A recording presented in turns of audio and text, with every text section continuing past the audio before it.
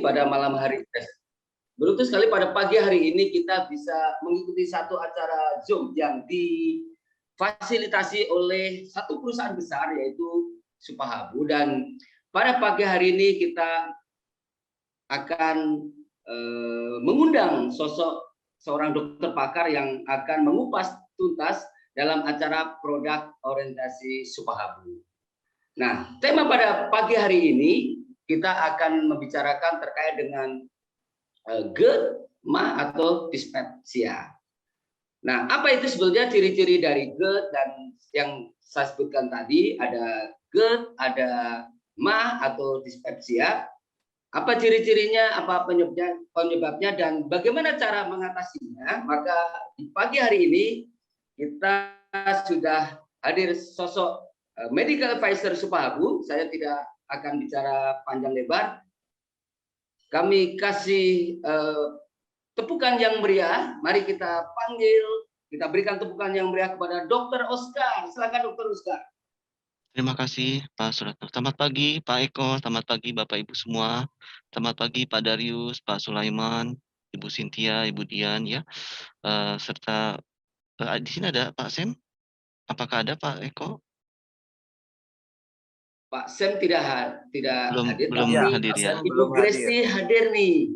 Ya, selamat pagi Bu Gresti. Terima kasih ikut untuk Zoom pada pagi hari ini POS. Kebetulan besok umat Muslim kita semua akan menyambut bulan Ramadan ya, akan memasuki bulan awal Ramadan dan menjalankan ibadah puasa.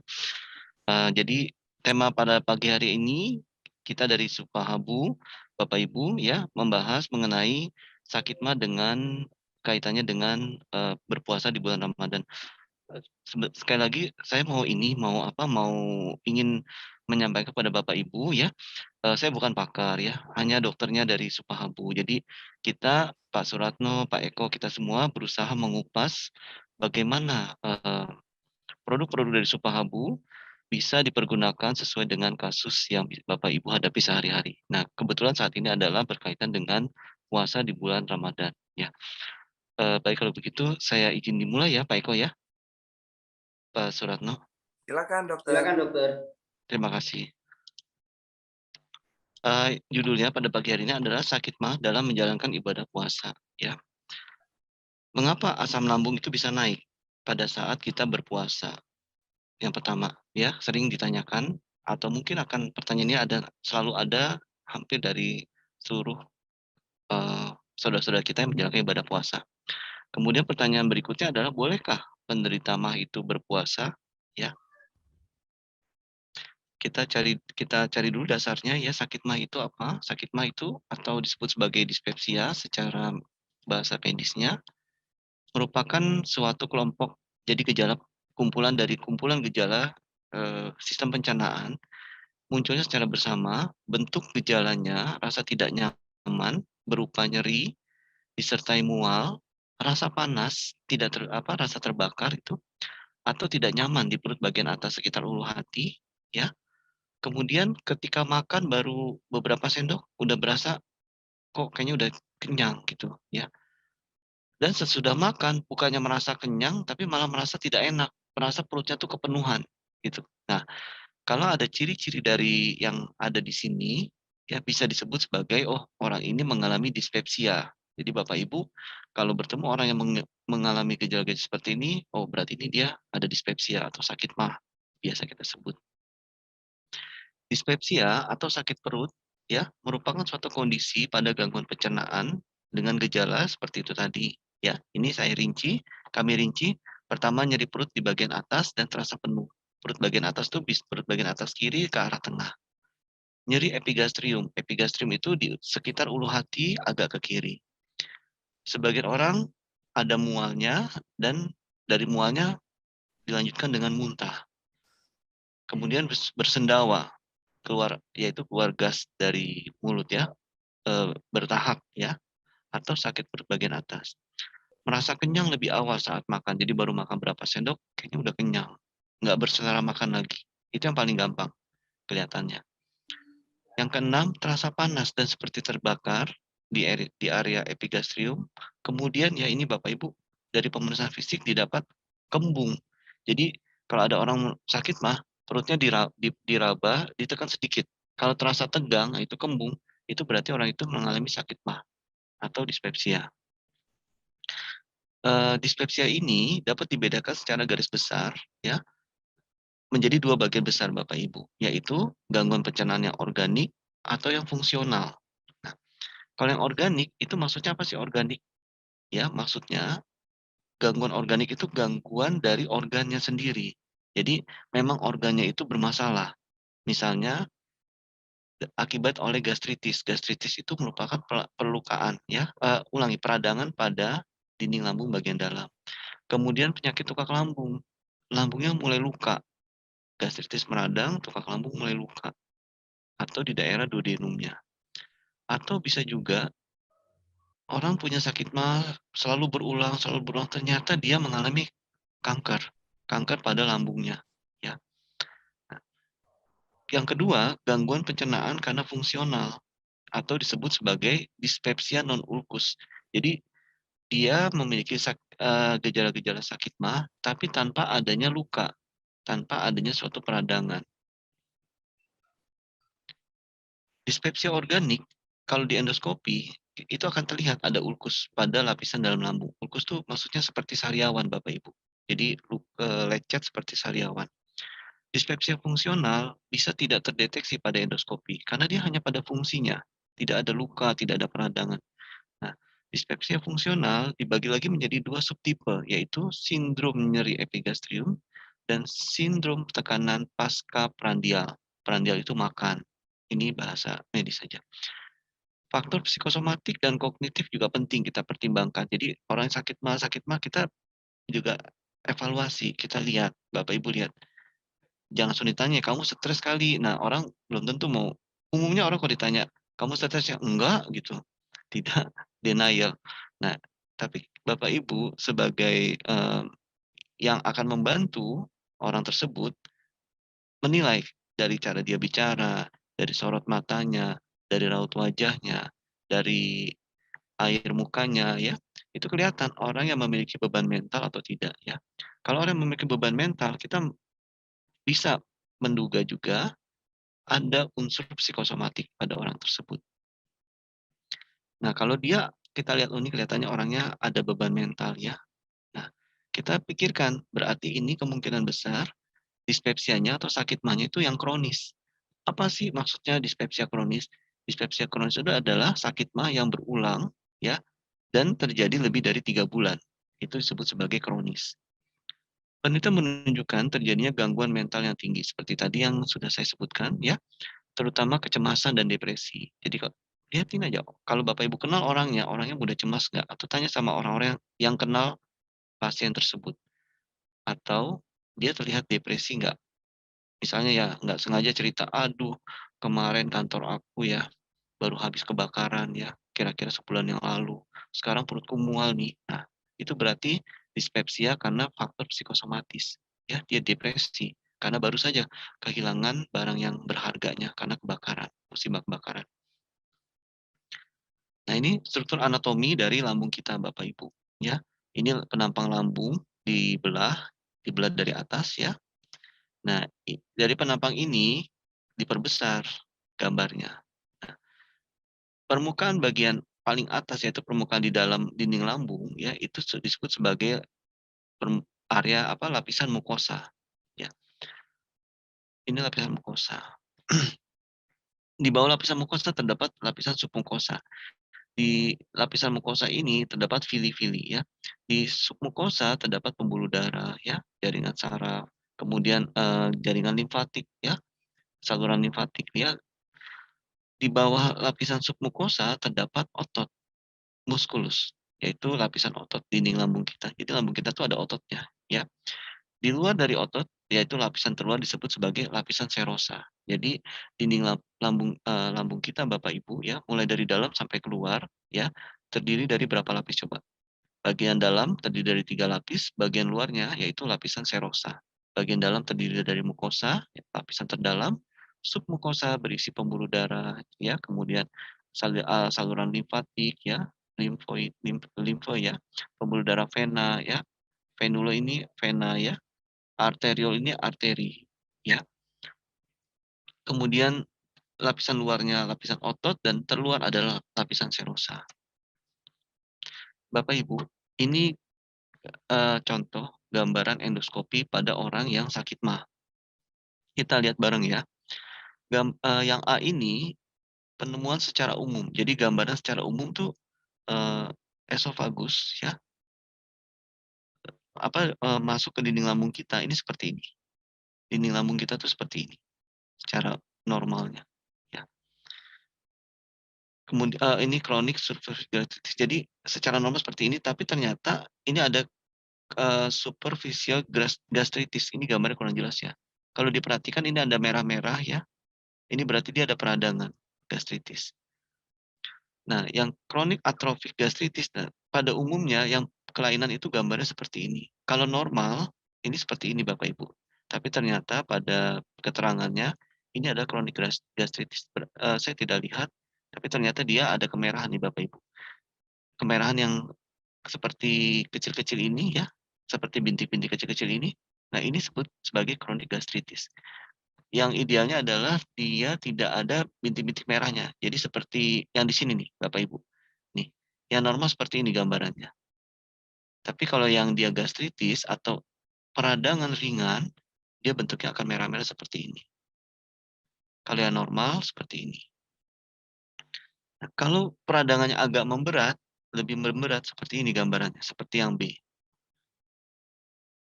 Kemudian kalau GERD, ya itu gambarannya yang C.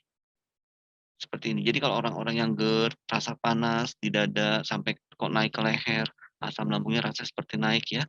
Kalau di endoskopi ini gambarnya seperti yang ini Bapak Ibu, seperti yang C. Kemudian yang D ini gambaran Barrett's esophagus. Nama penyakitnya Barrett's esophagus ya. Kemudian yang E ini peptic ulcer, sariawan ya, sariawan pada dinding lambungnya ya. Kemudian yang F ini itu pada keganasan.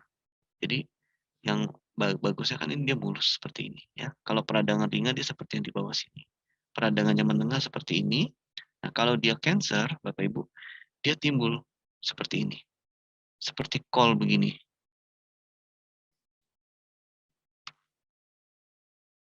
Nah, kita bahas satu persatu yaitu dispepsia organik.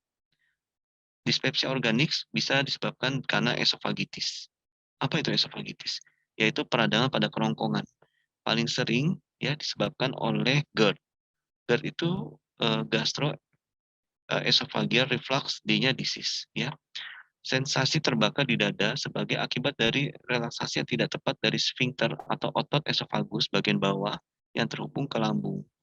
Jadi asam lambung itu naik. Dari studi meta-analisis, jadi dari meta-analisis itu artinya gini, diperiksa berbagai ras manusia. Kan ras manusia macam-macam. Ada ras Mongoloid, ya, kemudian ada ras Saxon. Saxon itu orang-orang bule ya. Ras Mongoloid itu kita ya, Indonesia ya.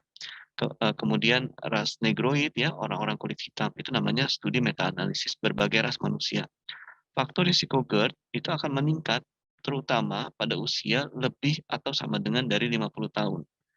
Faktor GERD juga, risiko GERD meningkat pada orang-orang yang merokok. Nah, jadi bagi Bapak Ibu yang merokok, udah kalau masih sudah bisa dikurangin, mulai dikurangin. Lebih bagus stop. Stop aja ya. Kemudian penggunaan obat antiinflamasi non-steroid. Berikutnya adalah obesitas. Jadi hampir dari berbagai ras manusia, GERD itu terjadi pada usia lebih dari 50 tahun, lebih atau sama dengan dari 50 tahun. Mereka yang merokok, yang sering menggunakan obat antiinflamasi golongan non-steroid, NSAID, dan yang memiliki obesitas. Jadi orang-orang yang obesitas itu cenderung perutnya dia bermasalah. Jadi Bapak Ibu, kalau bertemu orang yang dia gemuk ya, obesitas, bisa Bapak Ibu bantu dengan supabu yang alfa. Karena apa? Karena besar kemungkinan dia memiliki dispepsia atau kalau yang lebih berat memiliki gangguan pencernaan berupa GERD. Berikutnya adalah radang perut. Penyebab umum dari gastritis yaitu termasuk penyakit tukak lambung, infeksi atau obat-obatan. Yang organik berikutnya adalah ulcus pepticum atau tukak lambung atau duodenum, merupakan ciri khas dari penyakit ulcus pepticum. Ulcus pepticum ini paling sering disebabkan oleh infeksi bakteri pylori, ya, atau penggunaan NSAID. Jadi yang tadi gambar USG-nya ya ada ulcus, ulcus yang tadi ya Bapak Ibu. Kita balik lagi. Nah, yang ini ya, ini gambar ulcus ini ya. Ulcus atau sariawan di lambung ini bisa terjadi karena Helicobacter pylori, yaitu bakteri yang terdapat pada usus, pada lambung kita.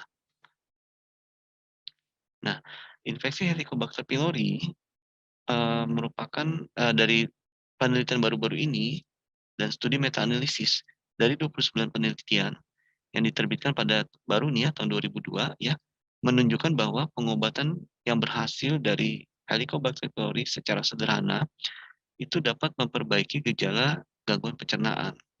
Berarti ya, banyak dari kita sering mengeluh sakit mah, bisa bisa jadi itu karena terinfeksi bakteri Helicobacter pylori.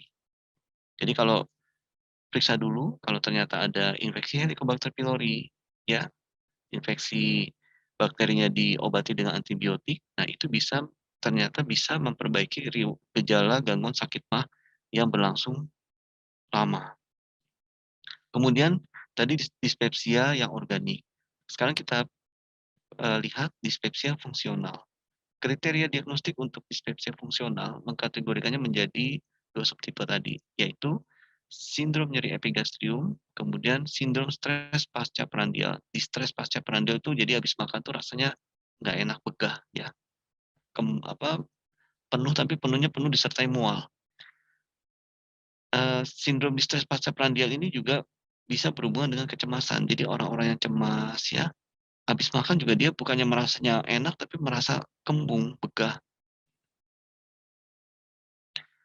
Nah, kemudian ada lagi penyakit-penyakit sistemik yang memiliki gejala dispepsia. Jadi penyakit-penyakit sebenarnya dia bukan punya sakit mah, tapi dia punya penyakit lain. Nah, penyakit lainnya ini menimbulkan atau keluarnya gejalanya seperti sakit mah.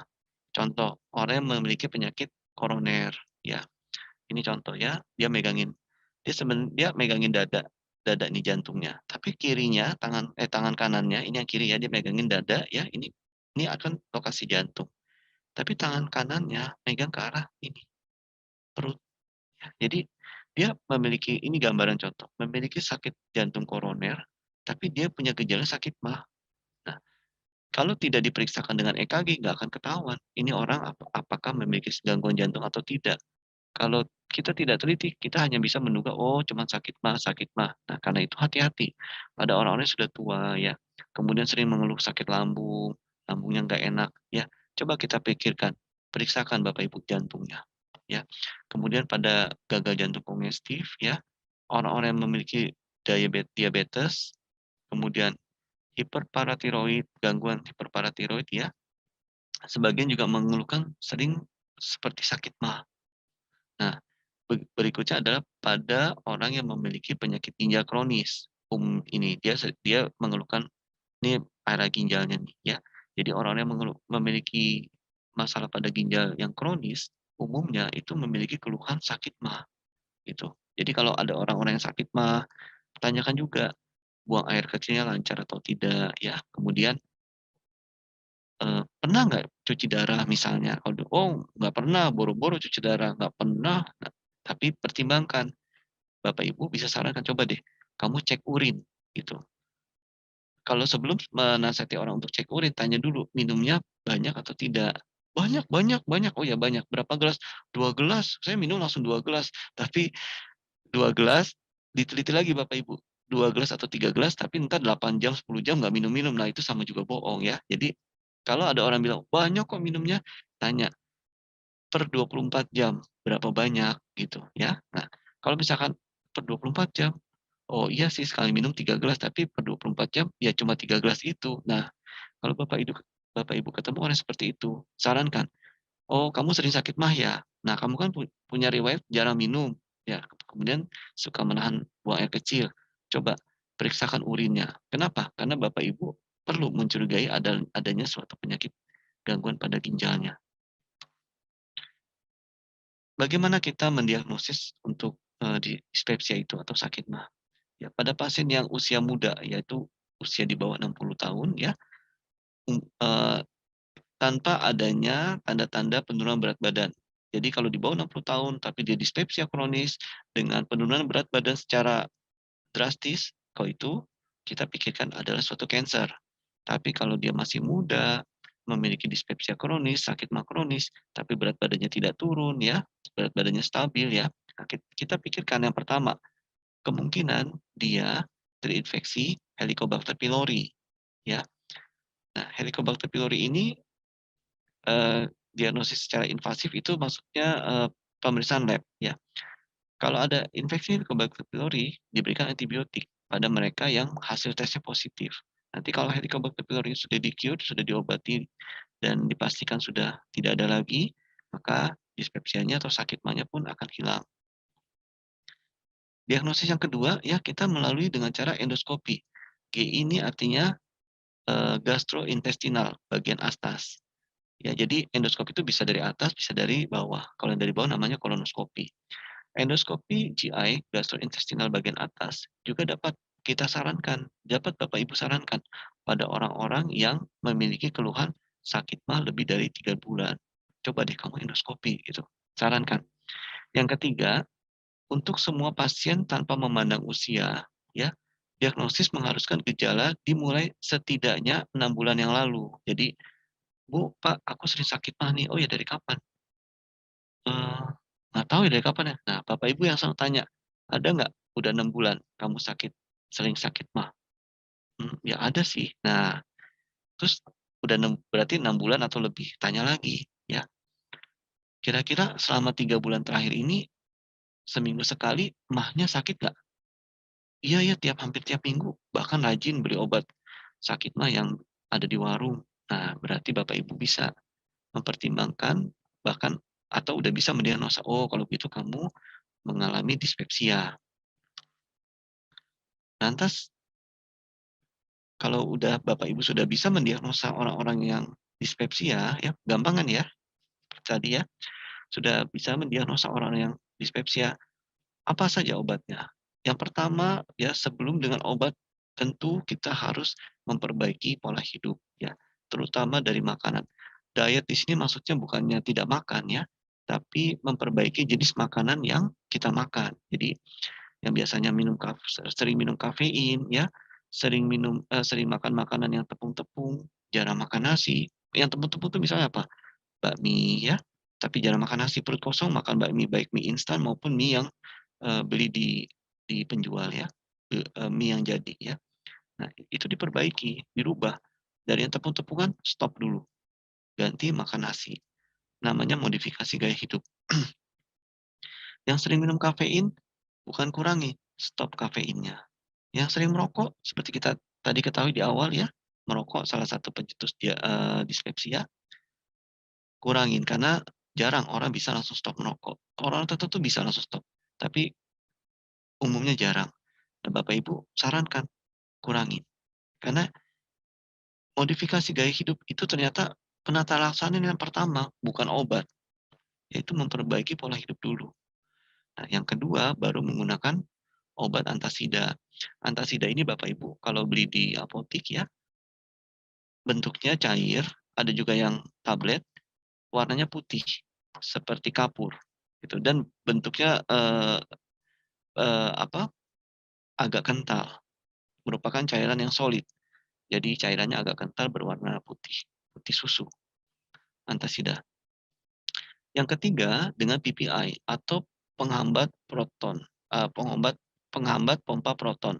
Kalau di rumah sakit ya dokter-dokter menyebutnya, PPI ya atau disebut sebagai proton pump inhibitor, PPI, proton pump inhibitor. Nah, ini contohnya apa obatnya yang ketiga? Contohnya ya omeprazol ya, kemudian esomeprazol ya, ada omeprazol, ada esomeprazol dan lain-lain. Ada pantoprazol ya. Kemudian obat berikutnya adalah antagonis reseptor H2. Ini contohnya ranitidin. Kemudian agen prokinetik dan antiplatulen ya, ini yang seperti Gazero ya, eee, yang beredar di pasaran nama patennya, nama dagangnya maksudnya. Yang keenam, obat-obat antidepresan ya, terutama antidepresan golongan trisiklik ya. Ini bisa sangat membantu untuk mengobati dispepsia atau sakit mah, terutama yang dicetuskan karena faktor psikosomatik tadi ya, karena kehilangan barang yang berharga, kehilangan orang yang disayangi ya. Itu sakit mahnya kita berikan PPI atau proton pump inhibitor dibantu dengan antidepresan juga, tapi ini tidak jangka panjang, ini short term ya, jangka pendek. Nah, berikutnya itu tadi terapi-terapi medis. Bagaimana dengan terapi herbal? Kalau saya lebih suka menggunakan terapi herbal. Kenapa? Pertama, itu tadi supahabu alfa ya. Supahabu alfa ini mengandung albumin. Pertama, fungsi albumin dia mempertahankan tekanan onkotik plasma. Mempertahankan tekanan onkotik plasma ini bisa membantu memperbaiki atau mengobati dispepsia atau gastritis. Kenapa?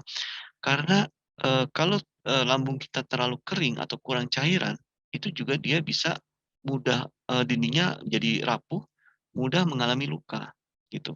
Nah, kalau tekanan onkotik plasma kita bagus, jadi dinding dinding lambungnya itu tidak kering, dia dalam kondisi selalu, lembab, bukan basah tapi lembab ya, sehingga kita perlu albumin.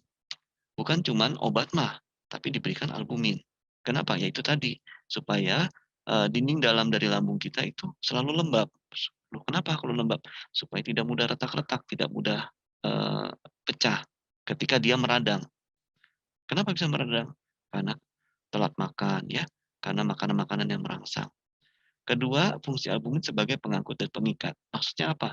Kalau kita makan proton pump inhibitor tadi, ya, jika tubuh kita cukup albumin dalam dalam jumlah yang cukup, tidak kekurangan albumin, maka obat yang kita makan tadi, obat lambung tadi, ya bisa ditangkap, yaitu diikat, ya, dan diangkut, dibawa ke sumber yang mengeluarkan asam lambung itu tadi. Jadi pabriknya yang mengeluarkan asam lambung itu nanti di stop oleh PPI, proton pump inhibitor tadi. Yang bawa siapa? Yang bawa albumin. Nah, sekarang Bapak Ibu bayangin, kalau kurang albumin, kita udah minum obat mah, sering kan? "Ah, minum obat mah nggak ngaruh." Coba deh Bapak Ibu, kalau ketemu orang, "Saya sakit mah tapi ke dokter nggak sembuh, nggak ngaruh." Bapak Ibu jangan lihat, "Obatnya apa?" Gitu. Begitu dikasih, ini ditunjukin kan ada omeprazol. Nah, tambahin albumin Bapak Ibu. Kenapa? Supaya itu tadi, supaya albumin bisa menangkap, eee PPI tadi atau omeprazol tadi, ditangkap molekulnya, dibawa ke pabriknya yang mengeluarkan asam lambung, dan nanti di-stop. Nah, si pabrik yang mengeluarkan asam lambung itu tadi, sementara dia akan berhenti. Dia akan berhenti untuk mengeluarkan asam lambung. Berikutnya sebagai antiinflamasi. Jadi pada orang-orang yang punya sakit MAH, tentunya lambungnya itu sedang meradang. Antiinflamasi ini artinya anti peradangan. Albumin dia bisa meredakan peradangan pada lambung. Nah, ini berikutnya mempertahankan keseimbangan asam dan basa. Orang yang sakit mah lambungnya cenderung, berlebih asam asam lambungnya. Nah, seperti kita dulu belajar di SMP ya, di bangku sekolah, pH kalau kalau dia di bawah 7 cenderung asid asam ya. Untuk menyeimbangkan kadar pH supaya ke pH normal itu nilainya 7 ya, supaya lebih ke arah normal. Diberikan apa penyeimbangnya asam? Yaitu basa. Nah, albumin ini bersifat sebagai basa Bapak Ibu. Berarti dari yang pertama dia bisa membantu, dengan cara mempertahankan tekanan onkotik plasma, dia melembabkan permukaan dalam dinding lambung kita tadi ya, dari tadi kita belajar penampang anatomi dinding lambung ya, dari dia mengangkut obat yang kita minum untuk dibawa ke pabriknya yang menghasilkan asam lambung supaya, pabrik berhenti dulu dong," gitu. "Ini dinding lambungnya lagi sakit nih," gitu. Berhenti dia, gitu. Yang bawa siapa? Albumin ini. Kemudian dia menghentikan peradangannya ya, dia mempertahankan, "Eh, lambung kamu terlalu asam, saya netralin ya dengan albumin ya." Nah, ini tambahannya sebagai antioksidan ya. Dia juga bisa antioksidan ini apa hubungannya kalau sebagai antioksidan kok bisa mengobati sakit lambung? Ada nanti dia ada nanti bagiannya di belakang kita lihat eee, dia akan memperbaiki di sisi yang mana perannya sebagai antioksidan dalam mengobati dispepsia. Kalau ini sebagai antikoagulan atau mencegah penggumpalan, ini peranannya pada lambung-lambung yang sudah mengalami luka. Kedua, ya menghambat agregasi trombosit. Nah, ini berkaitan dengan penyakit jantung. Tapi dari seluruh fungsi albumin ini, Bapak Ibu bisa bayangkan, separuhnya atau 5 dari seluruh fungsi ini, lima-limanya ini berperan pada eee, penyakit PAH atau dispepsia. Ini penjelasannya ya. Ini juga ya manfaat albumin ya, secara garis besar aja ya kita baca sama-sama ya. Yang tadi mempertahankan onkotik plasma ya, kedua mengangkut zat dan beberapa hormon ya, menjaga keseimbangan asam basa pada dinding lambung sebagai antioksidan kuat ya, untuk memperbaiki dinding lambung ya, sebagai antiinflamasi, kemudian menyembuhkan luka pada lambung yang mengalami luka ya. Ciri-cirinya lambung yang mengalami luka yaitu Bapak Ibu ketika BAB, ketika buang air besar, fesesnya itu berwarna hitam, bukan coklat gelap. Hitam benar-benar hitam black. Nah, kalau sampai hitam benar-benar hitam, itu berarti ada luka di dinding lambung. BAB yang warna hitam disebut sebagai dalam bahasa medisnya itu melena. Bagi orang yang hipoalbumin, albumin ini bisa untuk mengobati, mempercepat recovery pada pasien TBC, mempercepat recovery pada pasien HIV. Maksudnya apa? Pasien HIV ini antibodinya kan lemah. Jadi kena flu aja orang biasa-biasa aja yang tidak ada HIV, tapi pada orang HIV kena flu ringan, tapi bagi orang HIV efeknya bisa lebih berat ya. Kemudian menutrisi pada ibu hamil dan anak, albumin ini ya dari Supahabu. Yang berikutnya adalah sebagai antidiabetes. Kemudian Supahabu ya tadi isinya albumin. Berikutnya Supahabu alfa isinya ada kurkuma. Manfaat dari kurkuma ini ya sebagai anti cancer, mengobati infeksi. Ini jurnal tentang kurkuma ya Bapak Ibu. Mengobati hiperglikemik dan hipertensi. Pada orang hipertensi juga bisa menimbulkan gejala sakit mah sebagai antiplatelet, anti pembekuan darah ya, sebagai antioksidan, kemudian dia nefroprotektif dan hepatoprotektif ya. Kandungan berikutnya dari Supabu alfa ini adalah moringa atau daun kelor. Nah, moringa ini manfaatnya banyak sekali Bapak Ibu ya. Dia menstimulasi ya pertumbuhan rambut ya. Bagi rambut kita yang udah mulai menipis ya, minum Supabu alfa ya, karena dia ada moringanya 100 mg dosisnya. Kemudian nih, improve digestion ya, memperbaiki sistem pencernaan kita ya. Kemudian memperbaiki menormalisasi tekanan darah. Seperti kita ketahui tadi, orang-orang yang sakit mah ada kalanya dicetuskan oleh psikosomatik. Jadi gangguan pada perasaannya, depresi ya atau stres ya. Nah, moringa ini bisa sebagai antidepresan dan dia alami, bukan obat. Jadi tidak menimbulkan ketergantungan. Tidak sama halnya dengan antidepresan yang dari obat-obatan ya. Dan moringa ini bagi wanita ya mengurangi kerutan-kerutan pada wajah, pada kulit wajah ya.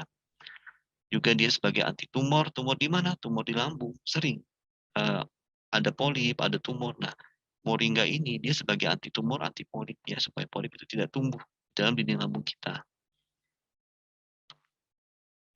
Perkembangan obat secara modern saat ini sudah mulai banyak negara maju berlomba-lomba, bahkan mereka yang bisa menciptakan obat-obat paten berbahan dasar kimia ya, negara-negara maju tersebut justru saat ini berlomba-lomba meneliti bahan-bahan dasar dari alam ya, baik yang tunggal maupun campuran. Yang tunggal itu maksudnya apa? Misalnya nih contohnya, satu kapsul isinya albumin aja. Kalau Supabu alfa, satu kapsul isinya albumin, kurkuma, moringa. Nah, ini yang maksudnya campuran atau disebut sebagai poliherbal. Poliherbal itu pengertiannya merupakan gabungan beberapa zat aktif dari bahan alam dalam satu sediaan. Sediaannya itu apa maksudnya? Kapsul, kaplet, tablet itu namanya sediaan. Dikarenakan konstituen fitokimia aktif dari fito itu tumbuhan, kimia itu efek secara kimiawi, tapi kimia yang berbasis dari tumbuhan. Fitokimia aktif dari masing-masing tanaman tidak cukup untuk mencapai efek terapeutik yang diinginkan. Maksudnya apa? Kalau albumin berdiri sendiri, tentu ya bisa mengobati beberapa penyakit.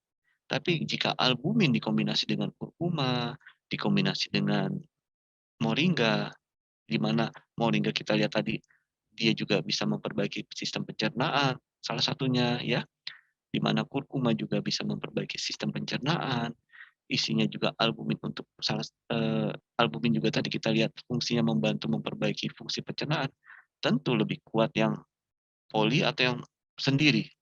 Kalau kita lihat tadi bersama tentu lebih kuat efeknya yang poli. Kenapa? Karena dia sistemnya seperti keroyokan ya dalam mengobati.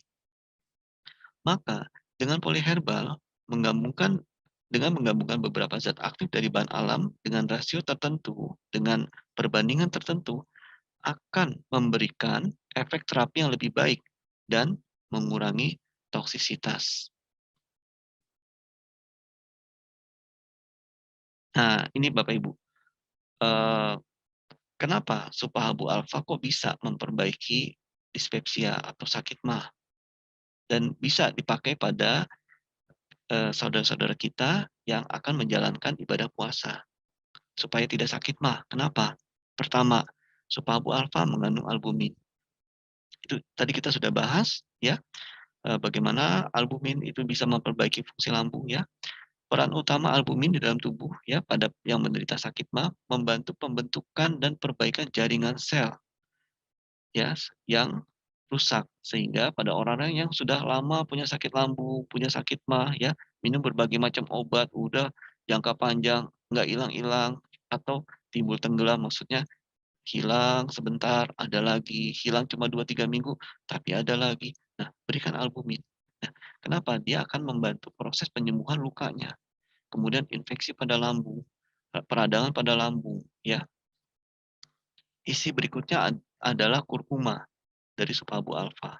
Rusaknya mukosa lambung dapat terjadi akibat penghambatan sintesis prostaglandin. Jadi pembuatan prostaglandin itu eh, terhambat ya. Kadar prostaglandin yang turun akan menimbulkan ketidakseimbangan antara faktor agresif dari asam lambung dengan faktor defensif, yaitu mukus dan bikarbonat, ya, aliran darah dan regenerasi epitel. Maksudnya apa? Jadi tubuh kita itu punya fungsi untuk memperbaiki diri, Bapak Ibu, ya. Namanya faktor defensif, yaitu aliran darah yang baik itu akan mempercepat penyembuhan. Regenerasi epitel, regenerasi lapisan bagian dalam dari dinding lambung. Kalau regenerasinya cepat, maka orangnya pun yang sakit mah lebih cepat sembuhnya. Sehingga kalau prostaglandinnya menurun, ya akan memicu proses inflamasi atau peradangan pada dinding lambung. Berarti ya temulawak ini dia memperbaiki kadar prostaglandin supaya tidak terjadi peradangan pada dinding lambung. Itu maksudnya, kesimpulan dari cerita ini. Temulawak memiliki kandungan antioksidan seperti fenol, antioksidannya ya, flavonoid dan kurkumin. Itu yang tadi saya sebutkan di depan. Kenapa kok antioksidan bisa berperan mengobati sakit lambung? Why? Ya, kaitannya adalah ini kandungannya dulu ya, fenol, flavonoid dan kurkumin. Flavonoid merangsang atau menstimulasi COX-1 atau siklooksigenasi 1, yaitu mengurangi sekresi asam. Jadi flavonoid dia mengurangi pengeluaran asam lambung dan pepsinogen dalam lambung. Itu flavonoid ya. Tadi kan antioksidan di dalam kurkuma ada 3, yaitu flavonoid, fenol, satu lagi kurkumin. Nah, itu yang flavonoidnya. Fungsi dari kurkumin, dia menekan pembentukan tumor nekrosis faktor alfa atau disebut faktor TNF alfa, ya disebutnya sebagai TNF alfa. TNF alfa ini dia berfungsi dengan cara mencegah terjadinya suatu peradangan. Gitu. Jadi kalau flavonoid mengurangi asam lambung, ya, kurkumin menekan TNF alfa, ya. Kalau TNF alfa ini meningkat, maka lambung kita akan mengalami peradangan. Jadi kadar TNF alfa itu ditekan oleh kurkumin. Sampai di sini bisa mengikuti, ya. Yang ketiga, isi dari sup albu alfa, ya, itu ada daun kelor atau nama latinnya Moringa oleifera. Daun kelor ini kaya akan kandungan tanin, kemudian flavonoid seperti kurkuma tadi, ya, yaitu antioksidan nabati yang ampuh menyembuhkan peradangan, seperti tadi kita sudah bahas, iritasi, serta mengatasi masalah yang berhubungan dengan sakit mah.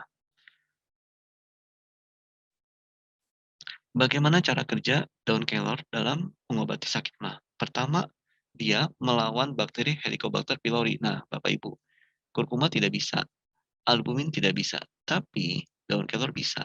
Nah, itu seperti tadi, yang monoherbal sama polyherbal. Yang polyherbal dia keroyokan dalam ngobatin sakit mah. Yang daun kelornya dia melawan bakteri Helicobacter pylori.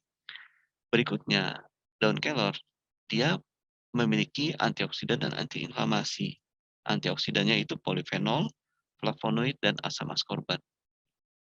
Kemudian moringa atau daun kelor ini dia menekan enzim inflamasi sehingga mengurangi risiko reflux asam lambung yang naik sampai ke atas reflux, yang menimbulkan sensasi tenggorokannya panas, dadanya panas, ya itu karena asam lambungnya naik.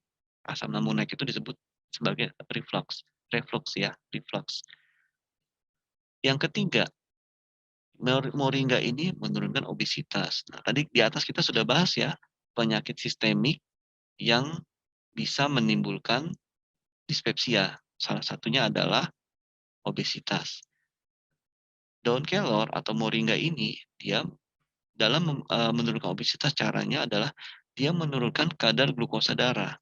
Apa kaitannya kadar glukosa darah dengan obesitas? Ada.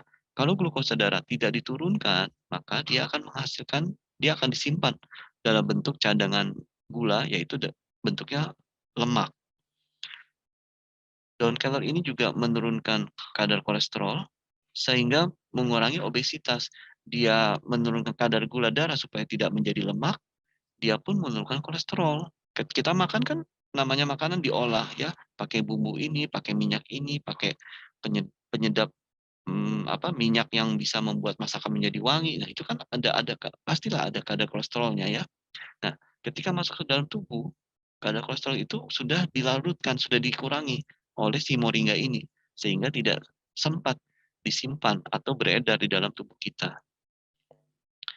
Sehingga dia akan mengurangi tingkat obesitas yang dapat menjadi penyebab naiknya asam lambung. Nah, sekian presentasi dari saya, Bapak Ibu, semoga bermanfaat, ya. Mari kita persiapkan diri menyambut Ramadan, ya. Mari siapkan pikiran, tubuh yang sehat, serta hati untuk menyambut bulan suci Ramadan bagi saudara-saudara yang menjalaninya. Terima kasih, sekian Bapak Ibu, selamat siang. Wassalamualaikum warahmatullahi wabarakatuh.